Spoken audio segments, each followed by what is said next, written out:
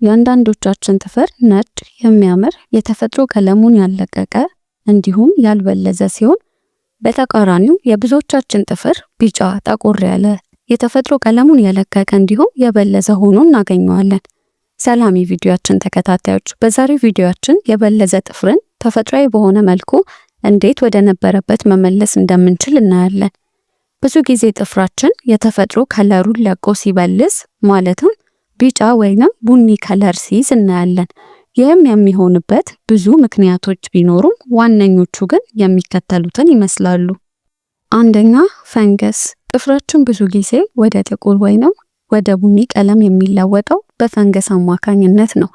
በፈንገስ የተጠቃ ጥፍር ብዙ ጊዜ ጠቆር ያለ ወይንም ቡናማ ከለር ሲኖረው ከተለምዶ በተለየ መልኩ ወፈር ያለና በቀላሉ የሚሰበር ብሎም የመፈርፈር ባህሪ ያለው ጥፍር ይሆናል። ሁለተኛ፣ ጥፍር ቀለም።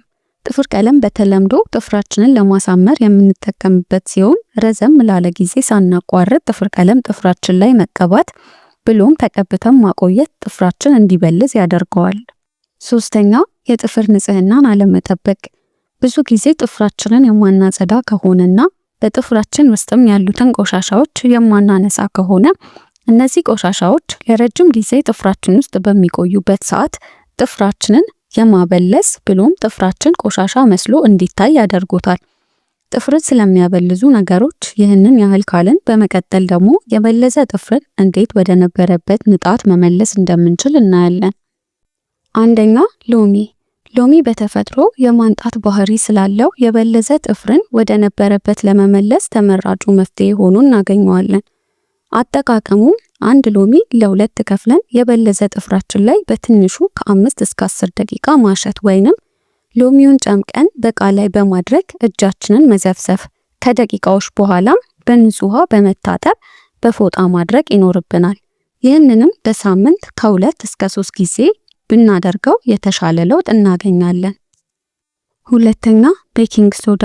ቤኪንግ ሶዳ ከፍተኛ የሆነ ፈንገስን የመግደል ኃይል ስላለው ጥፍራችን ሲበልስ ቤኪንግ ሶዳ በመጠቀም ማንጣት እንችላለን።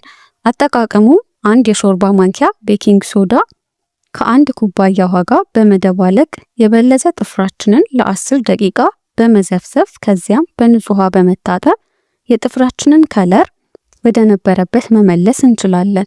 ይህንንም ውህድ በሳምንት ከ2 እስከ 3 ጊዜ መጠቀም ይኖርብናል።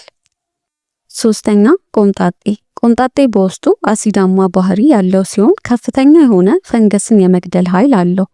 ስለሆነም ግማሽ የሻይ ሲኒ ቆምጣጤ ከግማሽ የሻይ ሲኒ ውሃ ጋር በመቀላቀል የበለዘ ጥፍራችንን ከ15 እስከ 20 ደቂቃ በመዘፍዘፍ ብሎም ከዘፈዘፍን በኋላ በንጹህ ውሃ በመታጠብ የበለዘ ጥፍራችንን ወደ ነበረበት መመለስ እንችላለን።